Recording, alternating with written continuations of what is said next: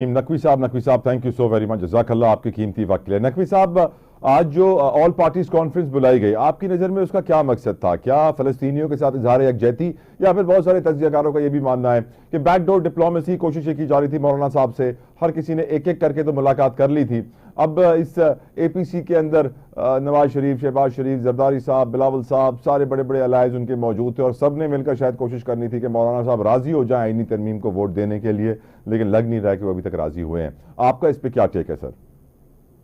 मेरे ख्याल से इनकी पहली कोशिश तो ये थी कि हुकूमत बेतहाशा बदनाम हो चुकी है फ़लस्तीन के मौजू के ऊपर इतने सॉफ्ट एटीट्यूड के, कि आज 1 साल हो गया है और पाकिस्तान की फॉरेन पॉलिसी में इतना नरम स्टैंस फ़लस्तीन के ऊपर और इसराइल के साथ किसी और हुकूमत ने रखा ही नहीं है तारीखी तौर पे।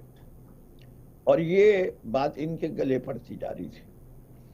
ये इनिशिएटिव अगर ये खुद लिया होता इन्हीं ने और आज से कोई 8-10 माह पहले लिया होता तो ये काबिल सताइश होते, लेकिन जिस मौके पे एक सियासी जमात के कहने के ऊपर, और वही सियासी जमात, आज मैं उसामा रजी साहब के साथ एक प्रोग्राम में था, वो बाकायदा शरीफाना तरीके से मुगल्लज़ात सुना रहे थे इनको।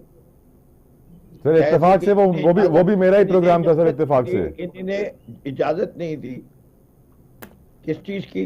मैं कह रहा हूं सर, उसामा रजी के साथ आप मेरे साथ ही प्रोग्राम में थे दूसरे सर। जी जी मुझे पता है। तो बिल्कुल वो एहतजाज कर रहे थे कि नून लीग शामिल नहीं हुई उनके एहतजाज में, और फिर नून लीग ने कवर अप करने के लिए आप कह रहे हैं APC बुला ली। जी नहीं, वो वहां एहतजाज में नहीं, इस्लामाबाद में एहतजाज करने की इजाजत नहीं दी, प्रोटेस्ट करने की इजाजत नहीं दी, पब्लिक गैदरिंग करने की इजाजत नहीं दी। एक तरफ हुकूमत सर फलस्तीन के हक में आम लोग को एहतजाज करने की इजाजत नहीं देती। सेनेटर मुश्ताक को हमने कई बार गिरफ्तार होते हुए देखा है फलस्तीन के हक में एहतजाज करते हुए। दूसरी तरफ हुकूमत फलस्तीन के हक में ऑल पार्टीज कॉन्फ्रेंस बुलाती है। इस रवैये को सर इंटेलेक्चुअल्स क्या कहते हैं? हिपोक्रेसी? आपने उर्दू में इसका लफ्ज है मुनाफिकत। मुनाफिकीन अल्लाह ने कहा है, और उन्हें कहा है कि मुनाफिक पे काफिर से ज्यादा लानत होनी चाहिए।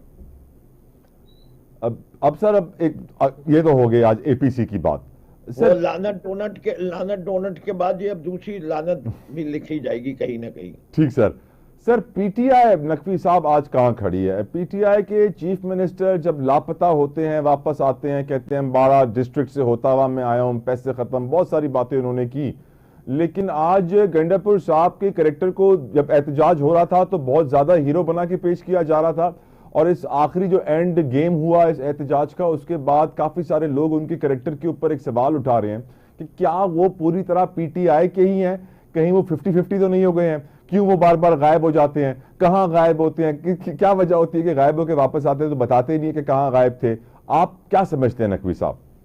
सर देखिए, मैं बड़ा हैरान हूं अपने यहाँ के जर्नलिस्ट पे, एंकर पीपल पे, TV पे ओनर्स के ऊपर।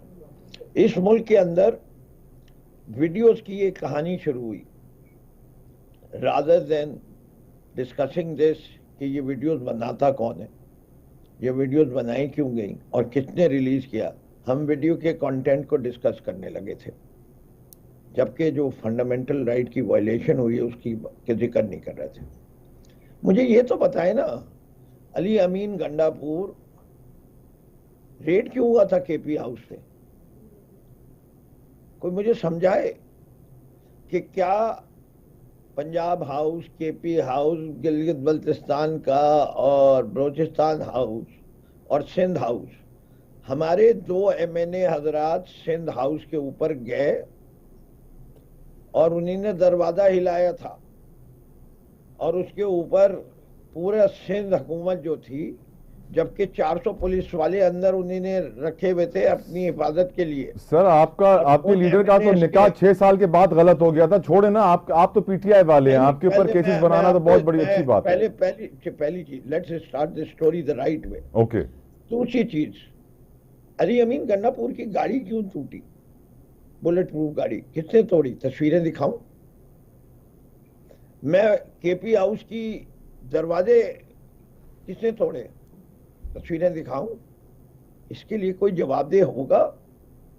क्या मोहसिन नकवी इसका जवाब क्यों नहीं देते? उसके बाद तो मैं अभी जवाब दे सकता हूं कि अली अमीन गंडापुर ने क्या किया, क्या उनकी कहानी में या उनकी वारदात में या उनके जो उन्होंने उदाद सुनाई उसमें कितनी सच्चाई है, क्या है। लेट्स टेक कि जी मजबूरन लेट्स एज्यूम कि वो बात जो कह रहे हैं कि मैं छुप गया। ठीक। पीटीआई, ये तो मैं आपसे कह सकता हूं, मैं पॉलिटिकल कमेटी का भी मेंबर हूं, पार्टी का एडिशनल जनरल सेक्रेटरी भी हूं, हमसे उनकी कम्युनिकेशन नहीं हुई। The last we heard was कि वो चाइना चौक पे आए, उन्होंने 2 कंटेनर हटवाए, जो उन्होंने कहा था कि मैं आऊंगा डी चौक तक और ये कंटेनर उठा के फेंक दूंगा, वो उन्होंने फेंक दिया।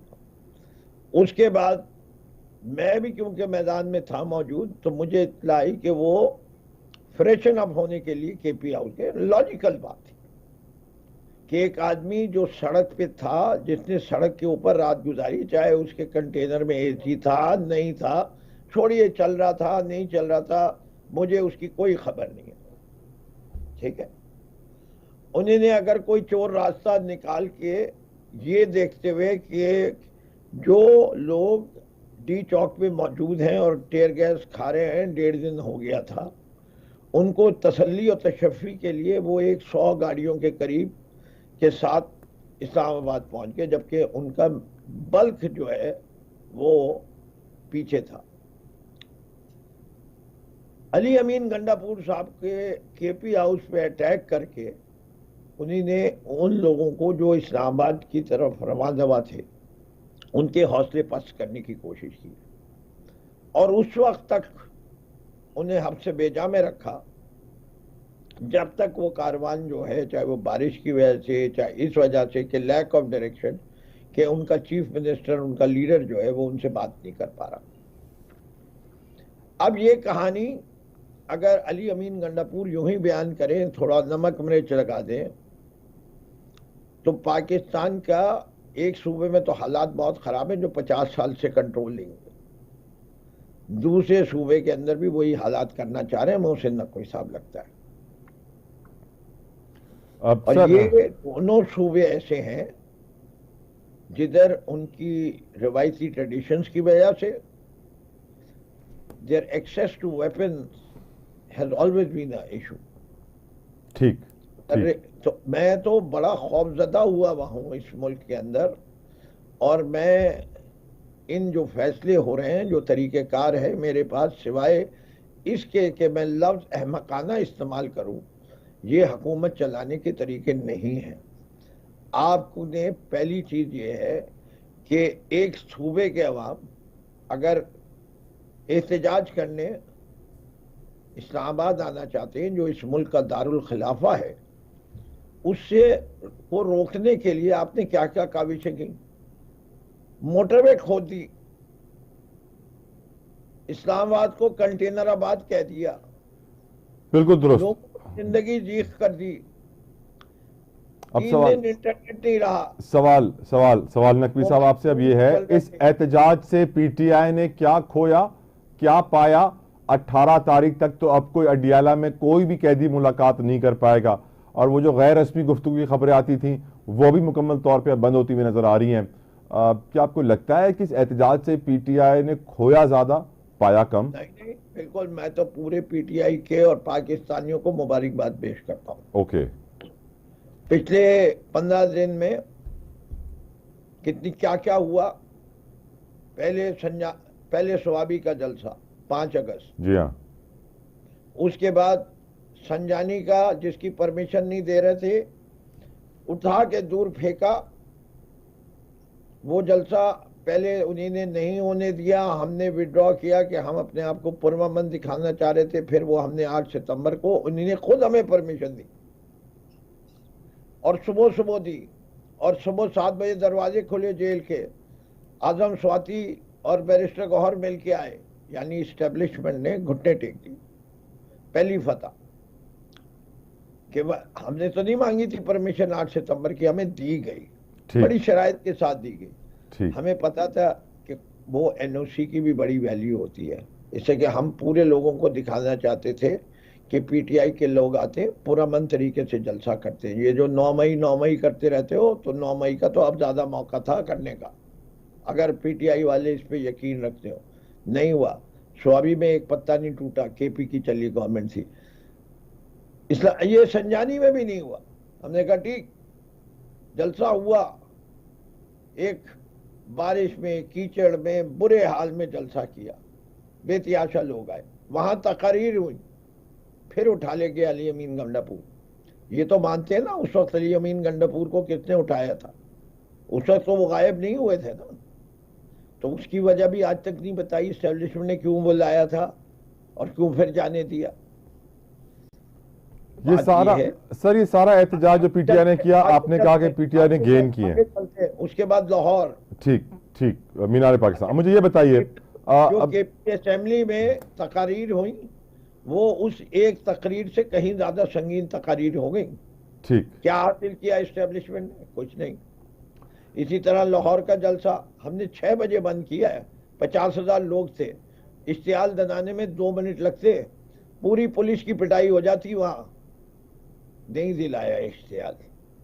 ठीक सर, हमने खामोशी से डिस्पर्स हो गए। अभी भी बड़ा आईजी पुलिस साहब ने कहा कि ये गोलेले आई हुई हैं, कीलों वाले डंडे आए हुए। आपने देखा मैं तकरीबन 10-10 घंटे रहा हूं, मैं कसम खा के कह सकता हूं, जिस चीज पे आप कहें, मेरे बच्चों के हाथों में एक के हाथ में भी गुलेल नहीं थी, और कील वाला डंडा तो मैंने देखा ही नहीं। वो कह रहे हैं कि सड़क पे आग लगाई। हाँ लगाई, मेरे कहने पे लगाई। किस पे? झाड़ियों में लगाई। क्यों लगाई? कि वो जो धुआं होता है, वो जो आंसू गैस है, उसके असर को जाहिर करता है। कोई सड़क आग जलाने से टूटती नहीं है, सड़क तो खोदने से टूटती है भाई। ठीक सर, ठीक सर। ऊपर कौन सा मुकदमा करें जो सड़क खोद दी तुमने? नकवी साहब, एक नैरेटिव ये भी है कि पीटीआई के एहतजाज का, ऑफ कोर्स वो जानते हैं पीटीआई वाले कि वो इस एहतजाज से इमरान खान को तो रिहा नहीं करवा पाएंगे, लेकिन इस वक्त जो एहतजाज हो रहा है ये आईनी तरमीम को रोकने के लिए, क्या ऐसा ही है नकवी साहब? इस वक्त देखिए, हमारे पास 2-3 थे।